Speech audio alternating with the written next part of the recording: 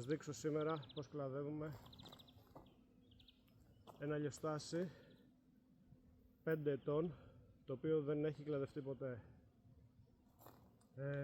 Ουσιαστικά αυτό είναι ένα δέντρο το οποίο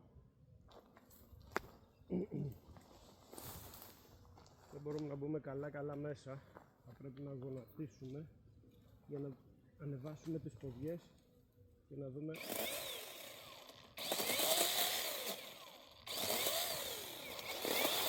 την εικόνα του δέντρου. Εδώ έχουμε αρκετά κακή κατάσταση. Μια παραφιάδα από το έδαφος. Ήταν αυτό το κλαρί που έφυγε. Δεν έχει φύγει ούτε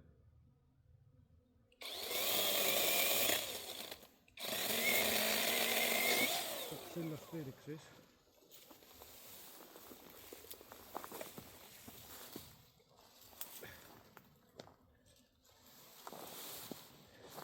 Τώρα έχουμε μια ορατότητα σχετικά.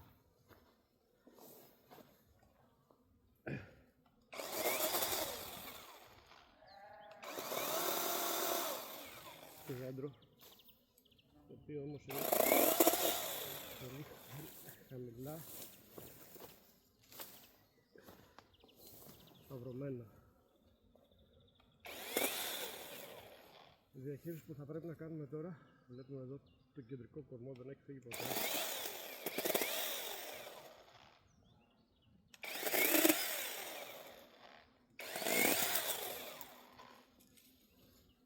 Θα πρέπει να καθαρίσουμε λίγο για να δούμε αν θα πρέπει να επιλέξουμε να τον αποσύρουμε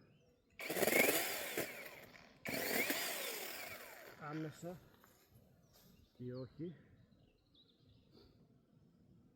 Και αυτό θα εξαρτηθεί από το πόσα κλαριά θα μένουν στο δέντρο.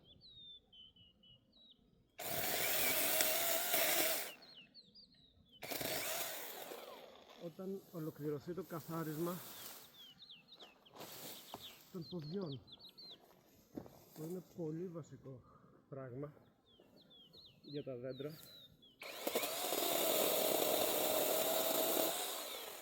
Ο αερισμός είναι το πιο βασικό πράγμα που χρειάζεται η ελιά. Όσο και να λιπάζεις, όσο και να ραντίζεις, αν δεν υπάρχει καλός αερισμός, η ελιά θα έχει πάντα problema. Προς το παρόν βγάζουμε ένα κεντρικό, γιατί βλέπουμε πως εδώ, αυτό εδώ το κλονάρι μας χρειάζεται προς το παρόν μέχρι να καταφέρει το δέντρο να δημιουργήσει να βγάλει κάποιο βλαστό από εδώ που τα επόμενα χρόνια να το χρησιμοποιήσουμε για κεντρικό κλονάρι. Χρειαζόμαστε όγκο στο δέντρο, οπότε προς το παρόν δεν έχουμε αφαιρέσει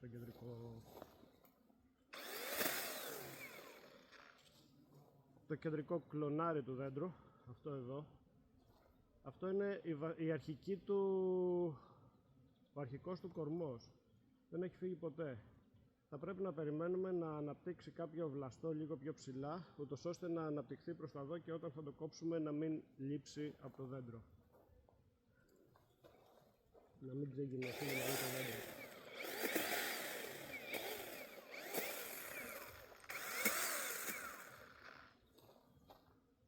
Θα χρειαστεί να ανεβάσουμε αρκετά ψηλά.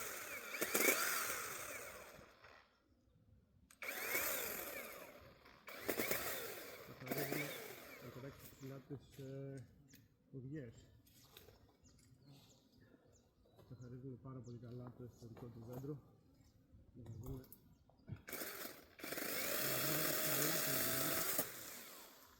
Αυτό το κάνουμε γιατί επειδή δεν είχε κλαδευτεί ποτέ, τα εσωτερικά του κλαδιά είναι όλα ξερά.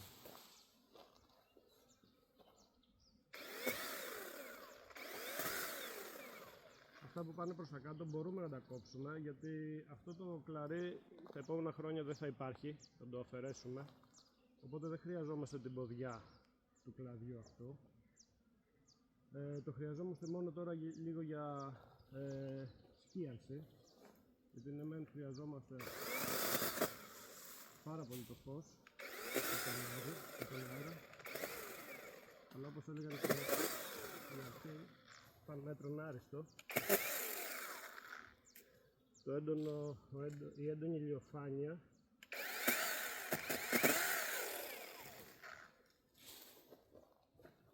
έντονη ηλιοφάνεια προκαλεί εγκάβματα στο φλοιό του δέντρου.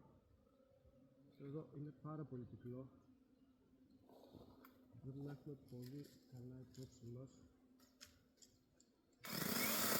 να μην αφήνουμε τα λεγόμενα μπουκώματα και να παρατηρούμε το δέντρο πάρα πολύ καλά. Η αλήθεια είναι πως η κοροναϊκή, επειδή έχει πολύ λεπτό φύλλωμα, μπορεί να αντέξει και λίγο πιο πυκνό κλάδεμα. Και θα έλεγα όχι μπορεί να αντέξει, μάλλον το χρειάζεται κιόλας, γιατί τα φύλλα είναι αυτά που εδώ πετάμε πάρα πολύ μούρο, αλλά δεν είναι αυτό το σκεπτικό μας αυτή τη στιγμή. Αυτό είναι ένα κλάδεμα διαμόρφωσης που δεν έχει γίνει ποτέ, οπότε δεν μας ενδιαφέρει τι καφέ θα πετάξουμε. Έτσι κι αλλιώς τα δέντρα είναι πάρα πολύ γερά, αυτά που βλέπει ο ήλιος. Ίσως εδώ να κάνουμε μια υπερβολή.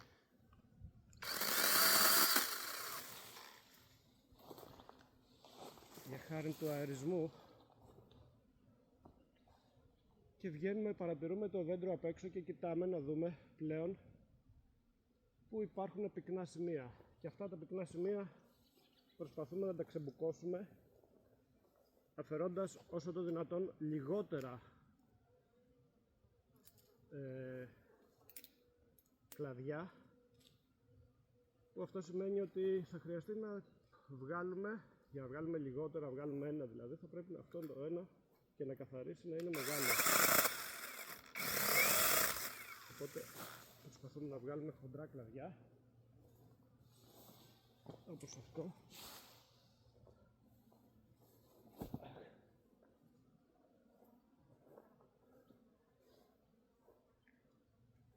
Για να καθαρίσουμε το χώρο. Εδώ θα μπορούσαμε να τα αφήσουμε, θέλει λίγο καθάρισμα, γιατί έχει πολλά παλιά λέμαργα, λαδάκια.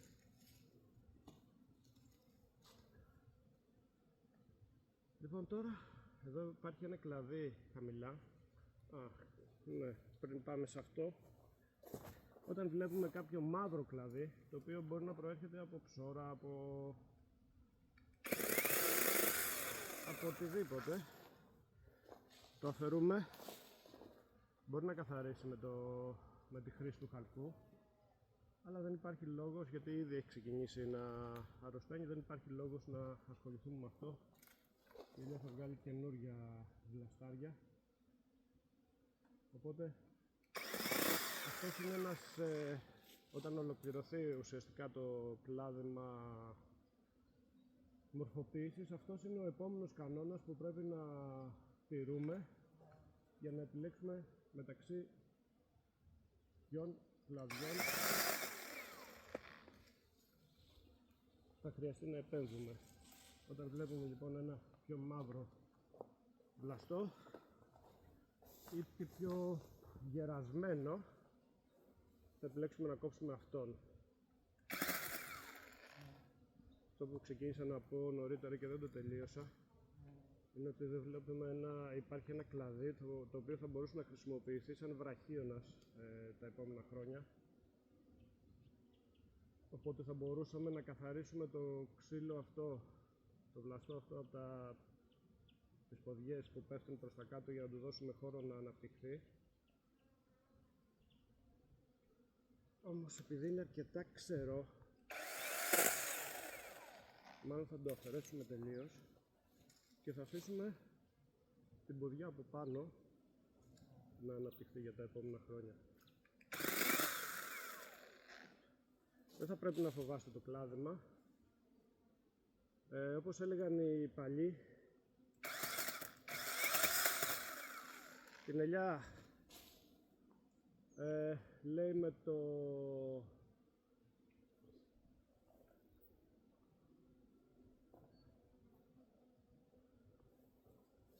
το λίπασμα την παρακαλάς και με το κλάδεμα τη διατάζεις. Έτσι έχει διαμορφωθεί το δέντρο μας. Αυτή είναι η τελική του εικόνα. Νομίζω είμαστε πάρα πολύ καλά. Έχουμε σηκώσει τις ποδιές, μπορούμε άνετα να κάνουμε ό,τι εργασία θέλουμε για χορτάρια και οτιδήποτε από κάτω.